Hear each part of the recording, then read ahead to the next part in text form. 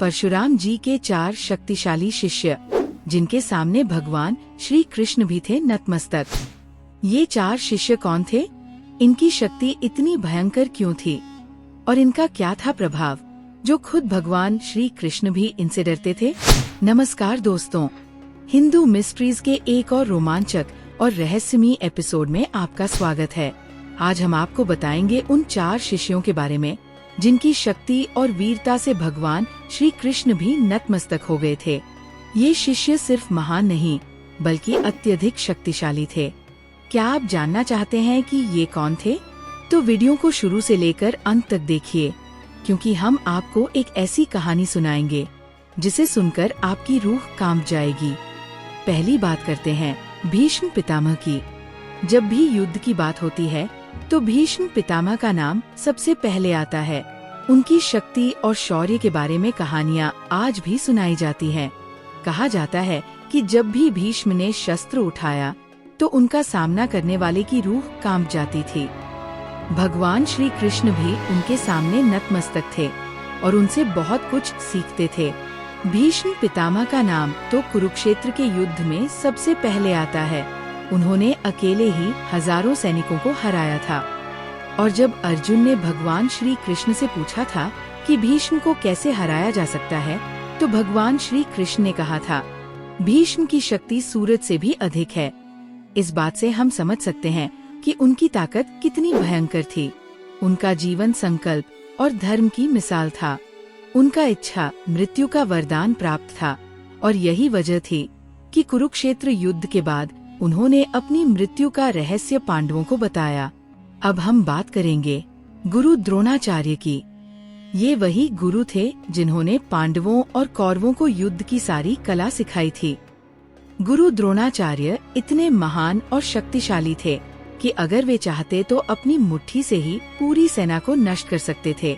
उनके पास अस्त्र शस्त्रों का ज्ञान था और वह हर सुपर नेचुरल अस्त्र को चला सकते थे, चाहे वह नारायण अस्त्र हो, पशुपतास्त्र हो या फिर ब्रह्मास्त्र। द्रोणाचार्य सभी को जानने में निपुण थे। कहा जाता है कि वो अकेले ही कई राज्य जीत सकते थे। उन्होंने परशुराम जी से भी कई शक्तिशाली अस्त्रों का ज्ञान प्राप्त किया था। लेकिन सबसे दिलचस्प बात ये है कि वह कभी हारने नहीं थे, क्योंकि उनके पास सब कुछ था। लेकिन फिर भी उनकी मृत्यु चालाकी से हुई। भगवान श्री कृष्ण ने भीम को ये आदेश दिया था कि वह अश्वत्थामा के मारे जाने की खबर फैला दें, जिससे गुरु द्रोणाचार्य को धोखा हुआ और उन्होंने हथियार डाल दिए। अब हम बात करते हैं कर्ण की। कर्ण को हम सूर्य देवता का आशीर्वाद प्राप्त पुत्र मानते हैं। उनका जीवन पूरी तरह से धर्म, कर्तव्य और सम्मान का प्रतीक था। कर्ण अपनी शौर्य और युद्ध कला के लिए प्रसिद्ध थे। उनका मुकाबला करना किसी के लिए भी असंभव था। कर्ण ने परशुराम जी से भी शिक्षा ली थी, लेकिन एक बड़ी गलती की, और वो थी झूठ बोलकर परशुराम जी से शिक्षा ग्रहण करना। इस कारण उन्हें एक श्राप मिला, जिससे उनका अस्तित्व खत्म हो गया। फिर भी कर्ण की वीरता और साहस को कभी नकारा नहीं जा सकता। भगवान श्री कृष्ण ने खुद कर्ण की शक्ति को पहचाना था और उन्होंने स्वीकार किया था कि कर्ण को हराना सिर्फ चालाकी से ही संभव था। अगर कर्ण पांडवों के पक्ष में होते तो ये युद्ध का परिणाम अलग ही होता। उनकी दानवीरता के किस्से आज भी हर किसी के दिल में बसे हैं। कर्ण के बाणों की शक्ति इतनी थी कि वह अर्जुन के रथ को 3 उंगलियां पीछे धकेल सकते थे, और वह भी असंख्य बार। अब हम अंत में बात करेंगे कल्कि अवतार की। भगवान विष्णु के 10वें अवतार के रूप में कल्कि का जन्म होगा, जब कलयुग का अंत होगा। कहते हैं कि कल्कि के गुरु कोई और नहीं बल्कि परशुराम जी होंगे। यही वो समय होगा जब भगवान विष्णु धरती पर आएंगे और पूरी दुनिया को संहार करेंगे। कल्कि अवतार को परशुराम जी से वो सारी शक्तियाँ प्राप्त होंगी जो उन्हें विजय दिलाने में मदद करेंगी। वह फिर दुनिया में अच्छाई की स्थापना करेंगे और कली पुरुष को नष्ट करेंगे। तो दोस्तों, ये थे परशुराम जी के 4 सबसे शक्तिशाली शिष्य।